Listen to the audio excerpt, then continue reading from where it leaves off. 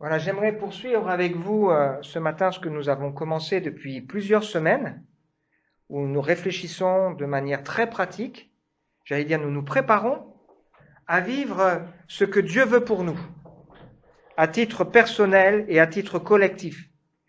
Et nous voulons vivre ce que nous avons discerné, reçu, ce qui est bon pour ce que Dieu attend de notre église locale, une église dans la ville. Nous avons réfléchi sur des valeurs, un local pour être une permanence de témoignage, un site internet qui va bientôt être en cours de développement. Et puis on a souligné que ça repose sur plusieurs piliers, des convictions que nous devons avoir.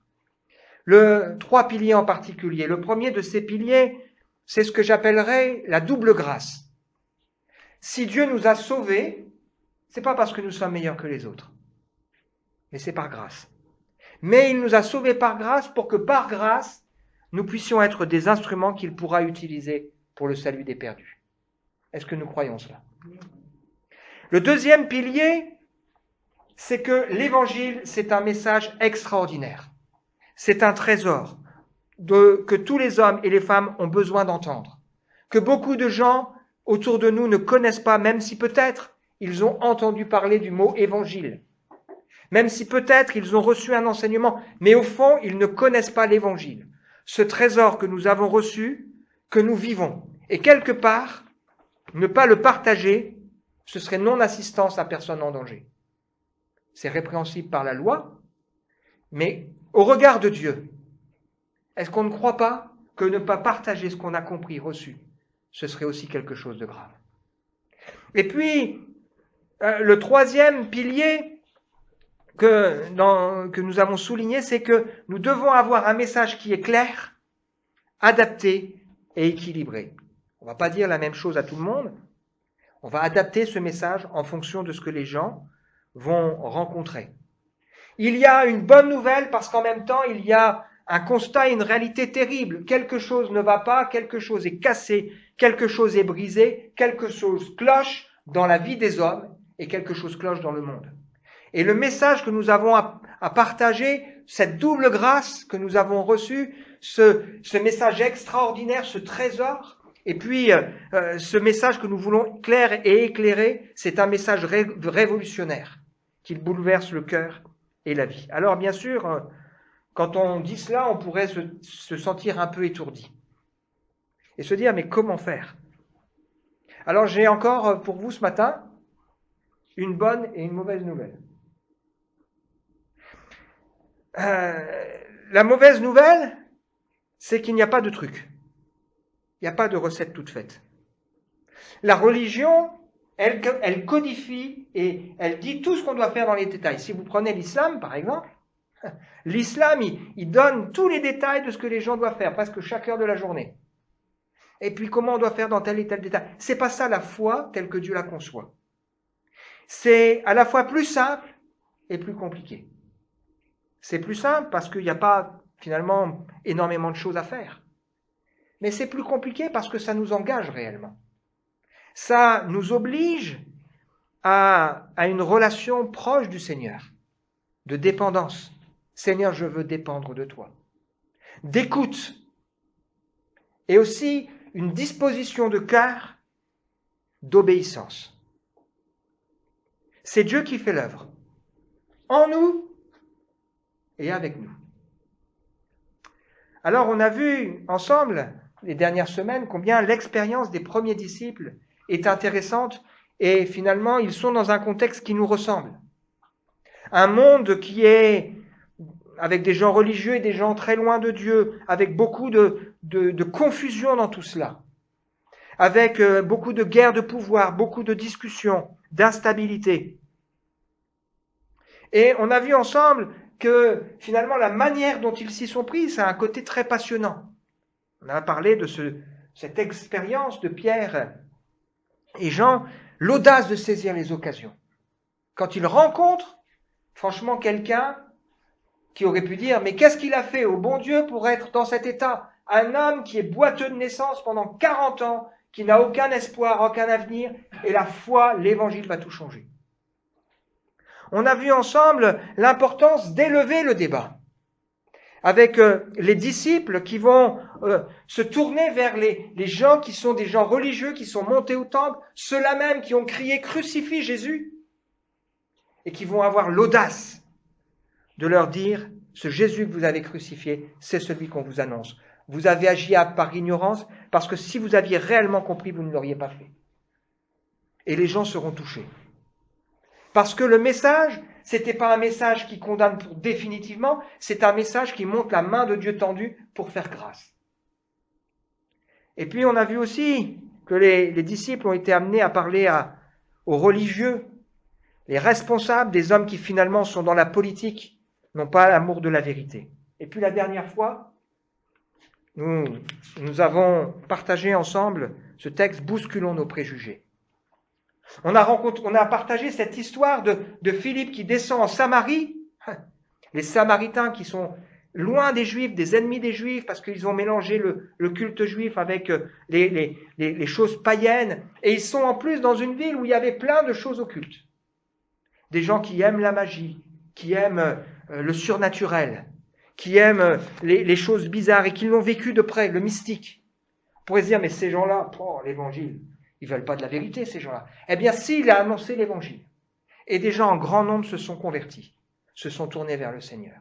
Et puis quelqu'un qui a faim de lui aussi s'intéresser, la lumière a été faite sur cette affaire pour démontrer que sa foi n'était pas la bonne foi. On peut croire en Dieu, on peut croire en un Dieu tout-puissant, on peut même dire que Jésus c'est le Fils de Dieu, mais ne pas avoir vécu la foi véritable qui transforme le cœur et qui transforme la vie. Le message de ce matin, c'est attendons-nous à être surpris. Attendons-nous à être surpris. Si on vous demande est-ce que vous aimez les surprises, probablement que on dirait ça dépend. Les cadeaux, oui, mais être bousculé, pris à dépourvu, ne pas maîtriser, ne pas avoir le contrôle, est-ce qu'on aime ça? Pas de trop. Hein. Théophile, il répond, et les autres? Vous aimez ça? Comme Théophile. Eh bien, pourtant, c'est ma prière. Ma prière, c'est que le Seigneur nous bouscule. C'est que le Seigneur nous surprenne. Moi non plus, j'aime pas, je suis comme vous, mais pourtant, je crois que Dieu veut le faire. Alors, ce matin, j'aimerais nous laisser quelques versets complémentaires avant de lire un texte et de tirer quelques leçons. Y a-t-il rien qui soit étonnant de la part de Dieu? Y a-t-il rien qui soit étonnant de la part de Dieu? Vous savez dans quel contexte ce verset a été donné? C'est quand les 3 hommes sont allés trouver Abraham et lui ont dit, l'année prochaine, à la même époque, tu auras un fils. Sarah, sa femme qui était derrière, elle rit. Et ils disent, y a-t-il rien d'étonnant de la part de Dieu? Et si peut-être on regarde notre vie chrétienne, on se dit, mais moi dans ma vie chrétienne, j'ai vécu une forme de stérilité, où j'ai pas enfanté. Y a-t-il rien qui soit étonnant de la part de Dieu, qui peut changer les choses et faire que le Seigneur nous utilise pour sa gloire? Le deuxième verset que je vous laisse, les voies de Dieu ne sont pas nos voies. Et ses pensées ne sont pas nos pensées. Autant les cieux sont élevés au-dessus de la terre, autant ses voies sont élevées au-dessus de nos voies et ses pensées au-dessus de nos pensées. Et on va voir ensemble, il y a beaucoup de choses qui dépassent l'entendement humain, qui ne sont pas logiques à vue humaine. La lettre de Paul aux Corinthiens nous évoque au chapitre 1er 4 folies. La folie de la croix. C'est une folie, la croix. On est sauvé parce qu'un homme meurt pour nous sur la croix. La folie de la prédication ou du témoignage. Ça veut dire que ce n'est pas des choses qui montent au cœur de l'homme, c'est des choses que l'homme a besoin d'entendre et c'est Dieu qui utilise des personnes, vous, moi, pour parler, rendre témoignage, prêcher, pour sauver. La folie de Dieu qui est plus sage que les hommes. Et Dieu qui a choisi les choses folles du monde, les choses faibles, celles qu'on méprise, pour confondre celles qui sont fortes. Et c'est Paul qui dit ça. Mais si vous lisez le chapitre 2, c'est intéressant. Paul dit, quand je suis allé au milieu de vous, j'étais pas en grande forme. J'étais dans un état de faiblesse, de crainte et de grand tremblement. De sorte que ma prédication ne reposait pas sur la sagesse humaine, mais sur une démonstration d'esprit et de puissance. Ça veut dire quoi? Il n'est pas question ici de spectacle. Il n'est pas question ici de faire des choses qui frappent les yeux ou qui satisfont notre curiosité, mais il est question ici que le Saint-Esprit parle dans le cœur des hommes et des femmes. Ma prière, c'est ce qui est vécu un peu plus loin dans le livre dans ce chapitre 14, c'est que quand quelqu'un entre au milieu de nous, le Saint-Esprit parle dans le cœur et les secrets de son cœur sont dévoilés. Il tombe sur sa face, il adore Dieu et il dit, le Seigneur est au milieu d'eux. Parce qu'il sent dans son cœur que là, il y a quelque chose qui se passe. Alors, il y a des clés. Il y a 2 clés. Ce texte d'Ésaïe 50, en fait, nous parle du disciple. Et du disciple parfait qui est Jésus. Et il y a ce texte, il nous dit, le Seigneur, l'Éternel, m'a donné le langage des disciples pour que je sache soutenir par la parole celui qui est abattu. Il éveille, oui, matin après matin, il éveille mon oreille pour que j'écoute comme le font des disciples. Le Seigneur, l'Éternel, m'a ouvert l'oreille et moi je ne me suis pas rebellé, je n'ai pas reculé. On a tous envie, je pense, de pouvoir avoir cette parole qui va faire toute la différence dans des situations compliquées. Celui qui est là, abattu, qui n'en peut plus, avoir la bonne parole qui va dire « Oh, vraiment, ça m'a fait du bien, écoute, ça m'a vraiment encouragé. » On a tous envie d'avoir cette parole qui va faire le déclic pour qu'une personne dise « J'ai envie d'en savoir plus sur ta foi. » Ça n'est possible que si on a l'attitude du disciple. Seigneur, éveille mon oreille pour que j'écoute ce que tu veux me dire, ce que tu veux me montrer, comme écoute un disciple. Avant de parler, il faut écouter.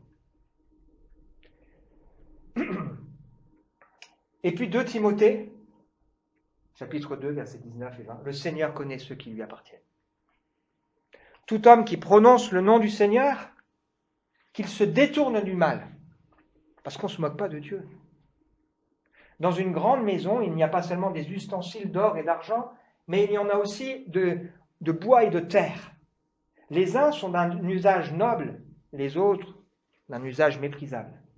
Si donc quelqu'un se purifie de ces choses, il sera un vase d'un usage noble, saint, utile à son maître, prêt pour toute œuvre bonne. Si nous voulons que le Seigneur puisse se servir de nous pour faire de bonnes œuvres, si nous voulons être des vases que le Seigneur peut utiliser, des vases qui sont pleinement malléables entre ses mains, eh bien, il faut nous purifier. Il faut laisser le Seigneur travailler dans nos cœurs et dans nos vies.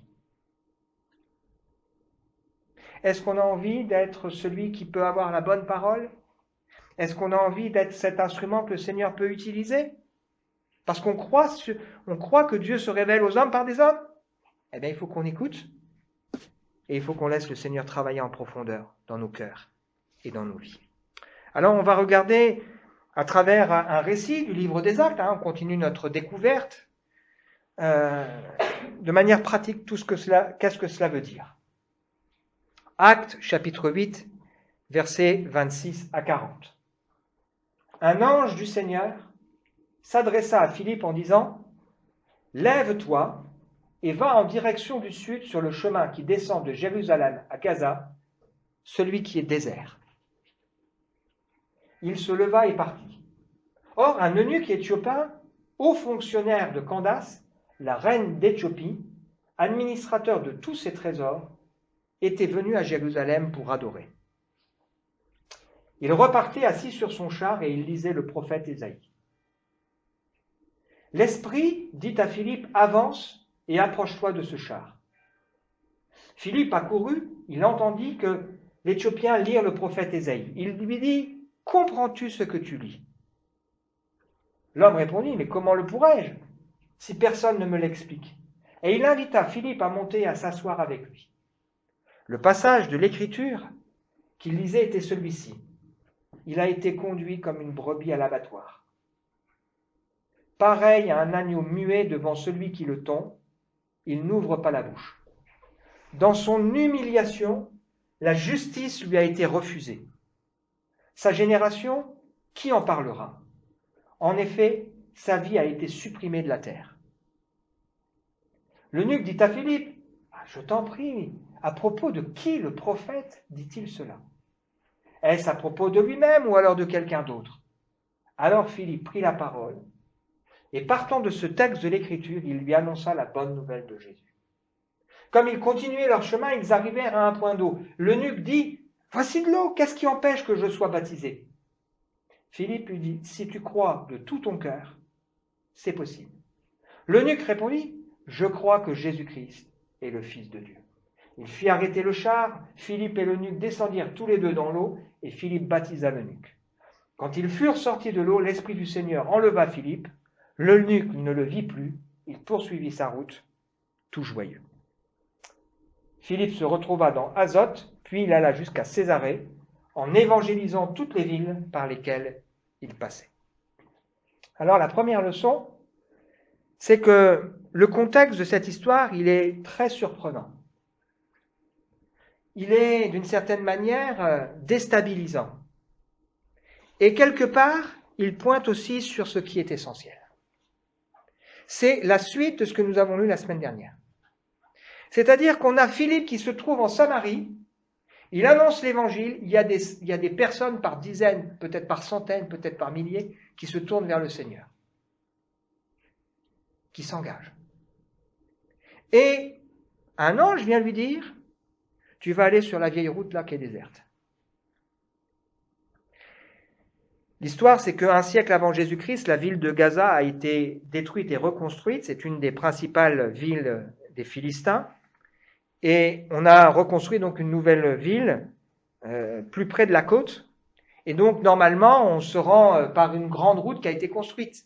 Et là, le Seigneur montre à Philippe qu'il doit aller par le chemin de la vieille ville. Il lui dit, celui qui est désert, c'est par là que tu vas passer. Et là, il rencontre un personnage qui est aussi bizarre. Eunuque éthiopien, un ministre d'une reine. Alors, Candace est un titre, comme on dirait, pharaon ou roi. Donc ici, c'est pas l'Éthiopie actuelle, mais c'est l'ancienne Nubie qui est au sud de l'Égypte. Et un homme qui, par sa situation, normalement, par rapport à la loi, ne pouvait pas devenir un prosélyte à part entière, puisqu'il est étranger et en plus il est eunuque. C'est un homme instruit, qui a soif de vérité, qui va à Jérusalem pour trouver Dieu et qui repart sans l'avoir rencontré. Mais qui lit un texte du prophète Ésaïe. Un homme riche, parce que avoir un texte comme ça à soi, c'est quelque chose d'important. Et quelque part, cette histoire surprenante, Dieu qui prend quelqu'un en plein succès pour le mettre à un endroit désert, pour rencontrer juste un bonhomme, un ange qui vient lui parler, puis ensuite l'esprit qui lui met à cœur va parler à cet homme, ça nous rappelle l'essentiel. D'abord, ça nous rappelle le rôle des anges. Ils ne sont pas là pour annoncer l'évangile. La Bible nous dit que ce sont des esprits qui ont été envoyés en faveur de ceux qui doivent hériter du salut. Ils ne peuvent pas annoncer l'évangile parce que l'évangile, c'est un message qui nécessite de l'avoir vécu. Et c'est nous qui sommes rachetés par le sang du Seigneur. Ce n'est pas à des anges que Dieu a soumis le monde à venir dont nous parlons. Ce n'est pas à des anges qu'il veut venir en aide, mais à la postérité d'Abraham, à ceux qui croient. Un texte qui nous rappelle l'essentiel. L'essentiel aux yeux de Dieu, c'est l'obéissance, pas le succès. Nous, on aurait dit, le gars, il est bien là en Samarie, il rencontre plein de gens. Le Seigneur dit, tu vas aller là où il n'y a personne.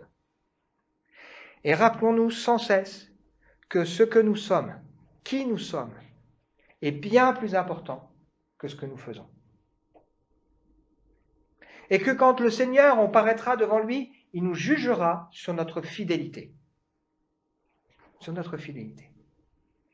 Ce qui compte, c'est la fidélité, ce que nous sommes à l'intérieur. Et bien sûr, Dieu, dans sa bonté, peut nous utiliser.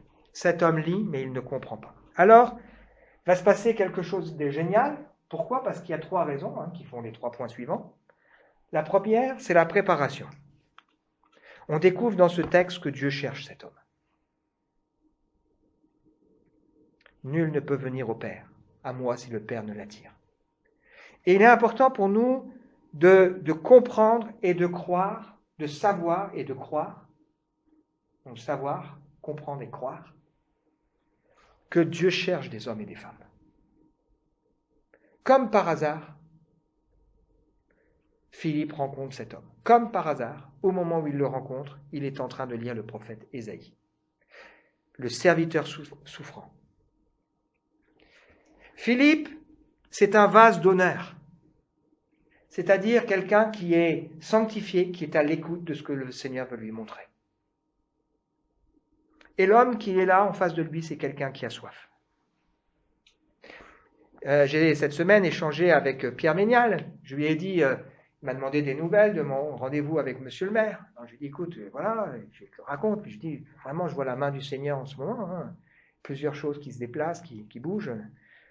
Et puis il me rappelle quelques jours après et il me dit, tu sais, quand tu m'as dit ça, ça m'a fait réfléchir, je vois la main du Seigneur. Et je disais, moi, quand on a raccroché, après j'ai prié en disant, Seigneur, moi je vois pas beaucoup ta main en ce moment, c'est dur, dans mon contexte, à Mirecourt. Et il s'avère que Pierre Ménial, en même temps, il est réserviste à l'armée et il enseigne l'hébreu pour des gens qui partent au Moyen-Orient. Et donc cette semaine, il était justement dans une caserne en train d'enseigner.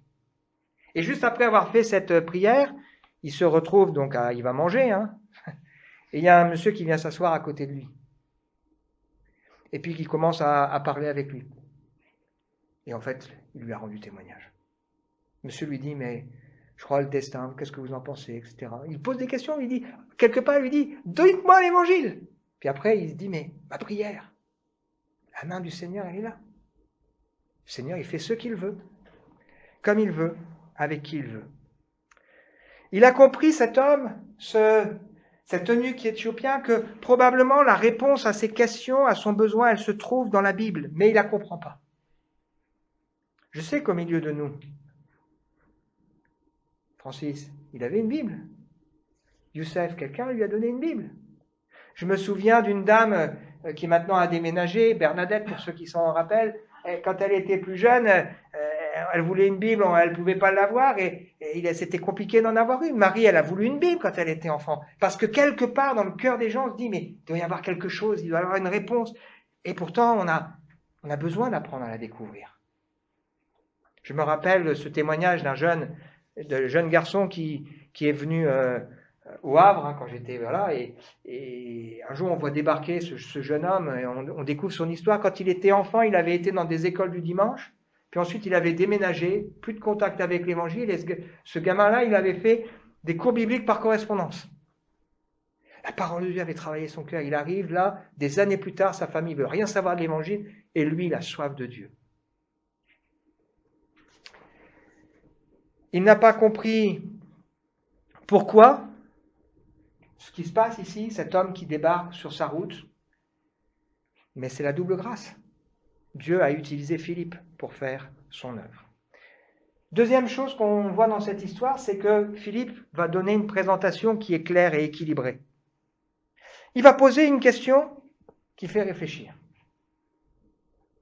Comprends-tu ce que tu lis ? Il est important pour nous en tant que chrétiens d'apprendre à poser des questions qui font réfléchir et que Dieu pourra utiliser.